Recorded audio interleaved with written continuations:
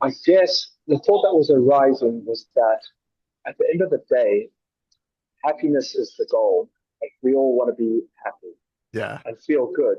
Right? And it seems like self-realization or seeing no self is is like one of the best situations a person can find himself in, Yeah. where they're liberated from the self. So now I've seen that there's no inherent self. Mm. I'm aware of that. Right? I Yeah. know that words are just flowing out of this mouth from who knows where. Thoughts are just coming. The whole body is automatically breathing and living and doing its whole thing.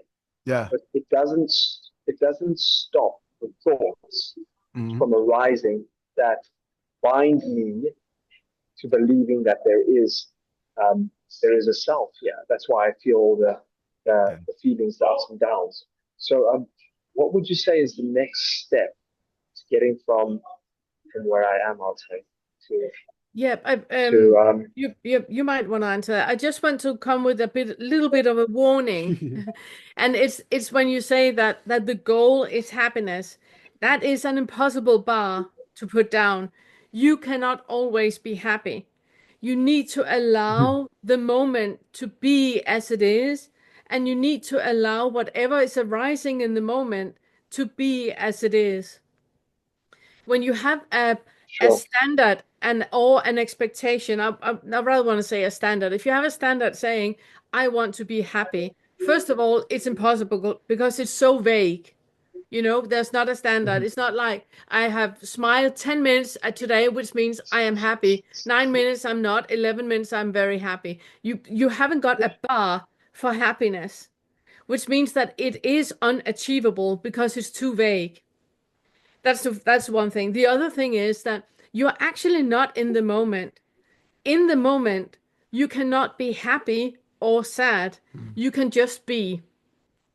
Mhm. Happy and sad only exist in comparison with something else, with its opposite, which means that you're Mhm. back in mind and you're back into Yeah. time where you're comparing to a past or comparing to a future. In this moment right now, you just are. And you cannot be happy or sad. You cannot be um, scared or feeling low self-worth or anything like that, feeling guilty or anything. That can only happen in a space where you compare with something else.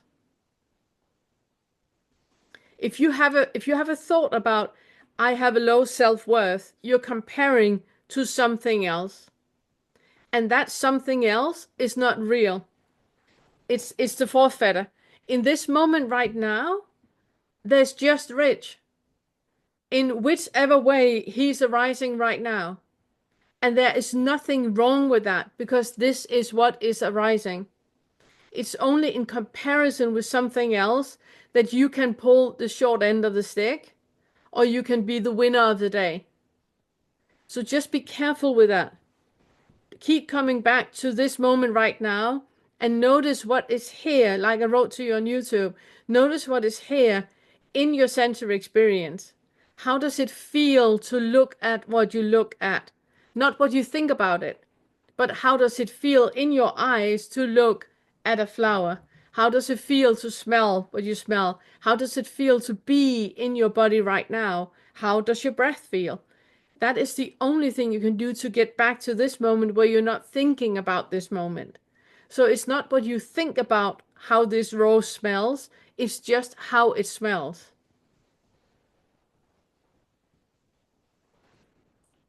Yeah. And I That would say makes that makes brilliant sense. Good, amazing. amazing. And Thank you.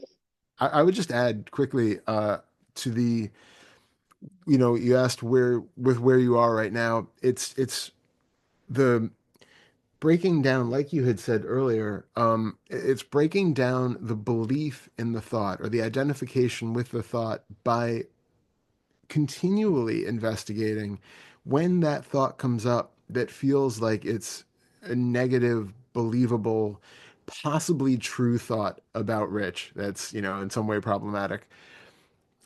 First off, drop into the body and feel that haptic feedback, that feeling of sensation in the body that is giving that thought some sort of feeling of truth.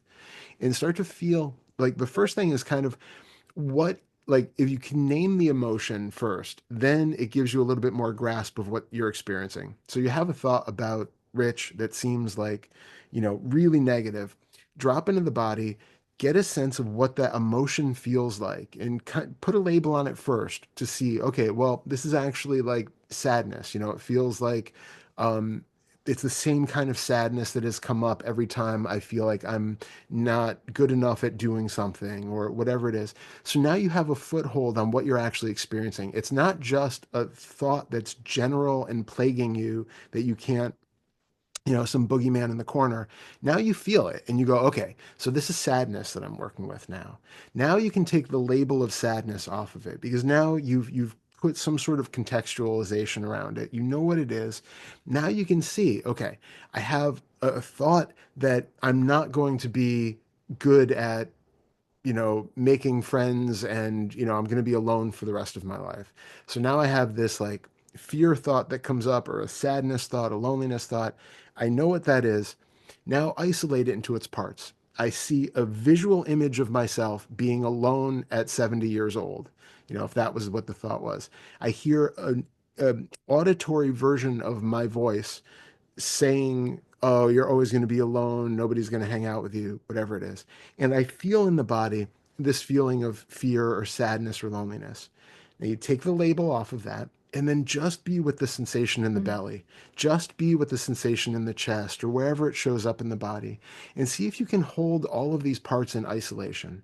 That there is a mental image, there is a mental sound, and there is sensation arising in the body, and that the mind is binding these together into one experience called a problematic, negative, pessimistic thought that bothers me.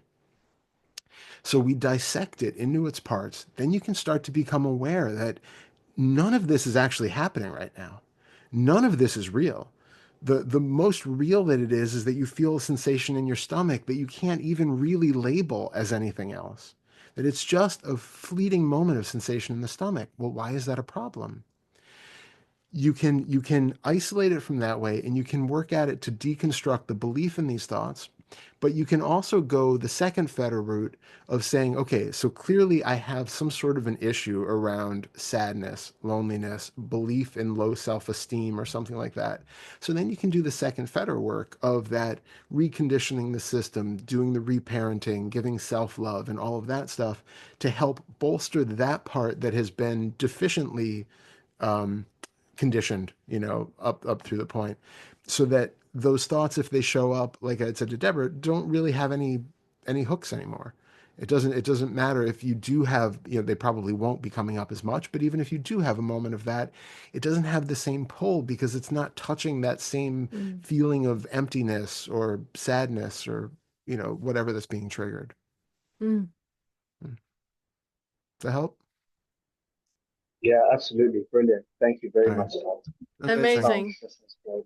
Thank you so much. Yeah. Thank you so much. Super good meeting. Yeah.